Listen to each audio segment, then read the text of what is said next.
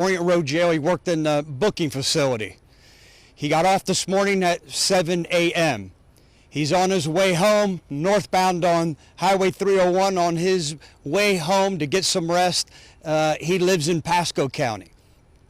For some reason, we don't know why yet, he crossed into the oncoming lane of traffic. A tractor and trailer driver hit the brakes, did everything he could to try to avoid this collision, was unable to. The energy of this truck striking our deputy's personal vehicle almost head on propelled him in a circular motion, and his car came to rest almost 100 yards north of where the tractor and trailer came to rest. Our deputy was tragically, instantly killed here on Highway 301. Deputy Darrell Brown is married. He has a blended family of 5 children, the oldest being 20 years of age, the youngest being just 5 years of age. Deputy Darrell Brown's father also works here, is a member of our office. His father is a crossing guard and has been a crossing guard for almost 11 years. So over the last several hours, as we're working through this investigation, we're also making notifications to his family and mothers of the children, and at the father's house, who had to go through this and was notified why he was out keeping the kids and his children in his community safe. I want to say thank you to the Florida Highway Patrol for working this investigation. As you can imagine, as an agency, there's a lot of grief and a lot of mourning that has to occur while we still provide the service to the residents of Hillsborough County. They've agreed to work the investigation and work this traffic crash.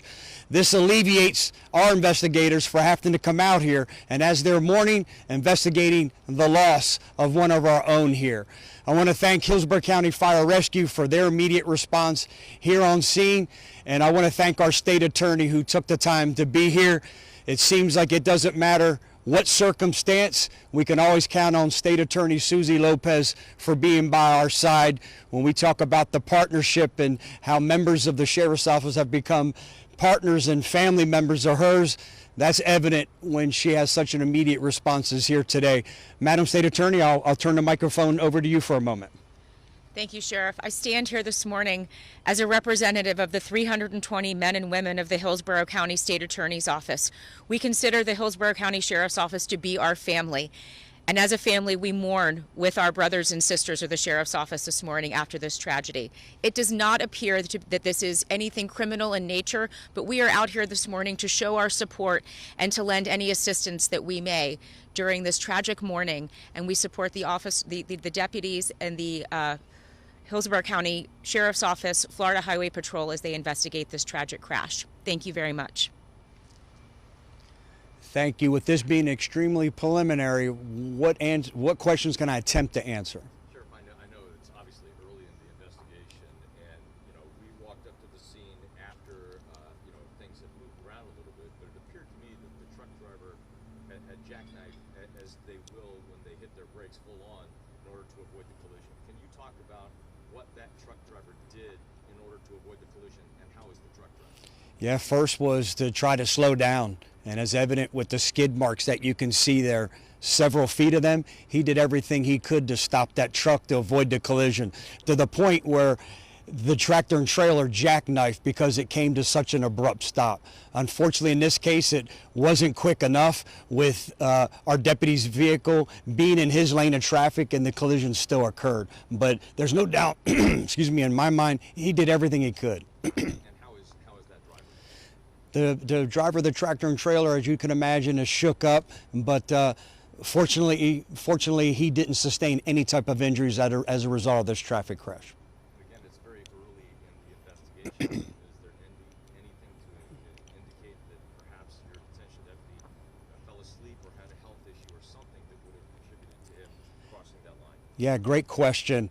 Again, we don't know, and at this point, if I said anything, it would be pure speculation, and I'm in the facts business, not the speculation business. We don't know. Was it a medical episode? Was he distracted because he was on his phone? Did he fall asleep? Was it a mechanical issue with the car? I simply don't know at this point. again, doesn't really matter. At this point, he paid with his life. Sheriff, can you tell us just a little bit about him? Obviously, he was a family man. Just a little bit more about who he was. Yeah, he was a great employee, had a lot of favorable reviews, was well liked, and unlike a lot of our deputies who dedicate to serving in detention facilities, they don't come into contact with a lot of the public or other law enforcement agencies. In this deputy's case, it's just the opposite. He works at the Orient Road Jail in the booking facility. So every law enforcement agency, when they place someone under arrest and bring them to be processed, they come into contact.